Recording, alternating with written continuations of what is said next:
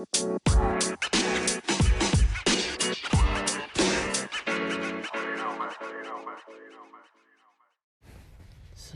the four agreements, page 129, 130 is blank, and then 131 we start on the last chapter, which is called prayers.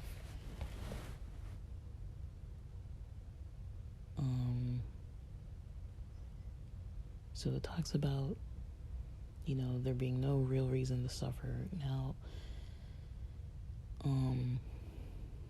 if you don't have your basics taken care of, if you're not eating, if you're not sleeping, if you're in constant pain, if you don't have shelter, if you don't have food, if you don't know where your next, meal is coming from, and even if you do have shelter, if it's not comfortable, if it's not emotionally, physically, or, spiritually, or, comfortably safe, like if it's too cold or too hot, you're probably gonna feel like you have issues. You're gonna be worried, you're gonna be concerned, it's gonna be hard to be happy. So, you gotta learn about like the Maslow's hierarchy of needs. If you don't have your needs getting met,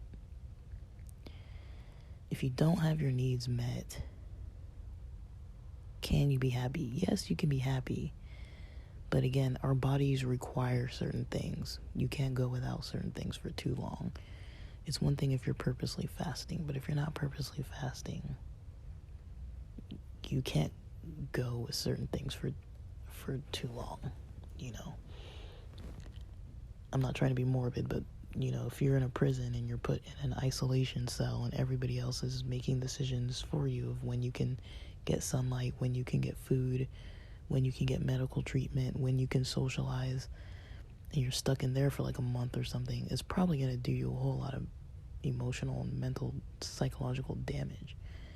You're not meant to be caged up, even if it is as a punishment. It's not how humans are meant to live.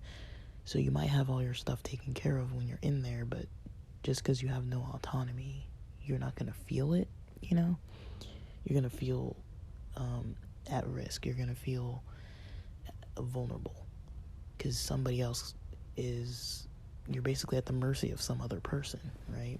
And if they decide not to give you water when you want it, or not to let you use the bathroom where you comfortably want to, or not to let you sleep on a mattress, if you're sleeping on the floor and there's like critters, pests around and stuff, you're not gonna feel okay, So we can't really say fully that like, yeah, you're gonna be happy. I mean, in all honesty, you have to have certain things. Now, can you be happy in those places? Can you kind of shift your mindset?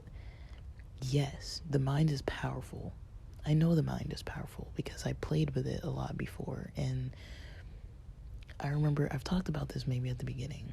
I don't remember when I talked about this, but I talked about this at one point where I don't know if it was purposely or what I was doing at this time, but I literally made myself depressed and sick and sad just by, thinking of things that were not helpful things to think about, and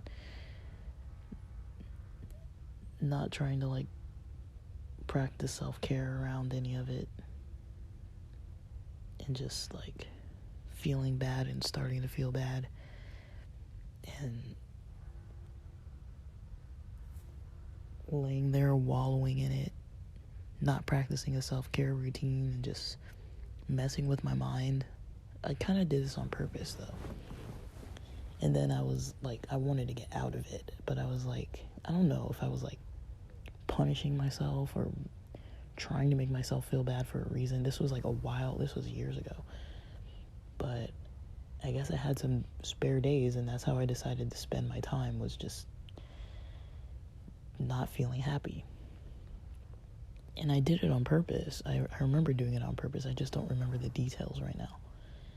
And I purposely made myself mentally kind of like ill. And I'm not saying everyone who has a mental illness is doing that, but I was feeling relatively well before I did that. And it was temporary because I got out of it, but I was able to put myself into a negative mindset and just think of everything wrong, start crying, just make myself go from feeling all right to feeling just not happy. And, I don't know why I did it or what, but I'm glad I did it, because every so often I remember that and I'm like, I did that. And then I got myself out of that. It wasn't that far different from like just changing my mindset, setting my mindset, to either focus on all the negative things that I have no control over, past things in my life that were unpleasant, versus focusing just deeply on like my purpose for the day, my purpose for the hour, like how much I'm getting out of this, making myself smile, making myself laugh. It's not easy to do. It's actually easier to do, making yourself feel worse. That's actually easier to do. At least for me, it's easier to do. But it is possible to, build yourself up. Sometimes it takes hearing other people say a bunch of positive stuff. I've done that too.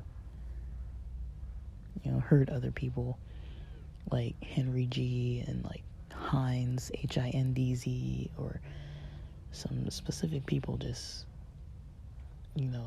speaking positivity. They're not in that like doom mindset of like, what's the economy doing? What's, prices of land and housing doing? There's a food shortage and nobody can afford everything and it's tax season. Like, nobody's going into all that. They're actually talking about positive stuff. And I'll say it again, be careful with what you watch and what you listen to. As much as we think it won't affect us, it will. Those movies with those little bitty sad parts, or those shows with those little bitty like struggle parts, or it might seem like a little thing because it's so common, and that's how media is built. But you'll notice when you step away from it and you just step into storylines that are positive and reading books that are feeling productive, learning languages, learning about cultures. Cultures can be depressing too, because a lot of the history of a lot of cultures is really dark. There's a lot of oppression, a lot of wars and things like that. But think about it, you reap what you sow.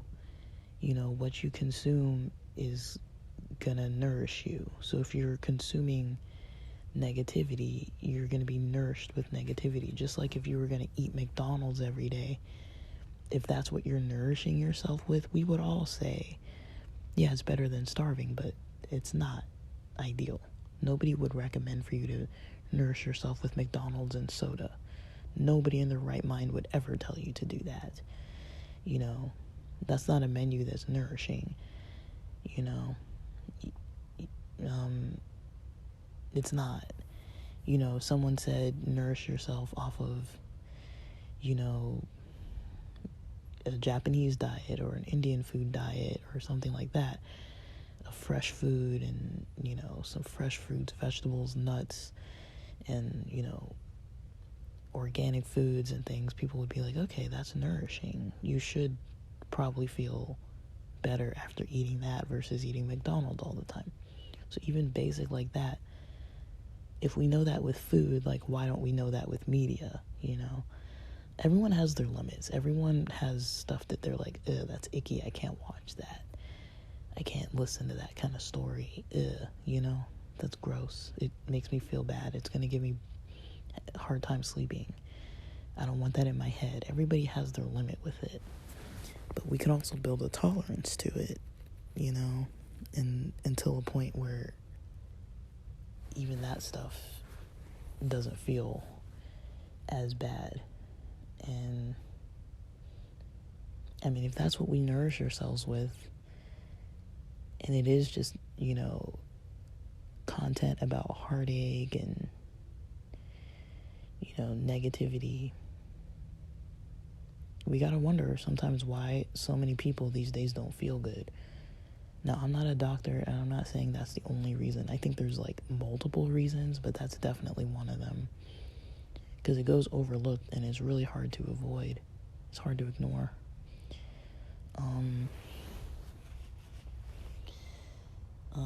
So the bottom of page 129 says, "My choice is to live in heaven. What is yours?"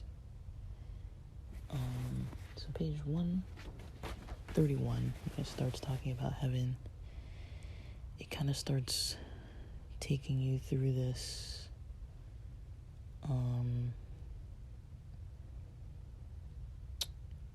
connection to love, like loving kindness meditation almost.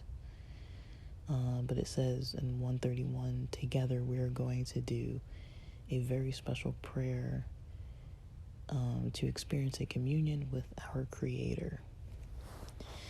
Now, this might be controversial to people who don't believe in a Creator. I don't know what the alternative would be.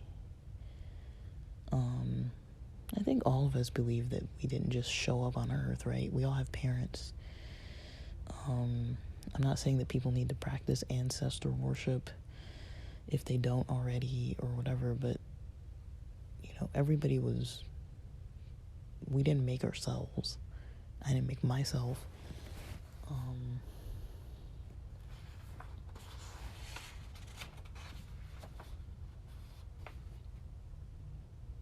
But we're gonna see where that leads.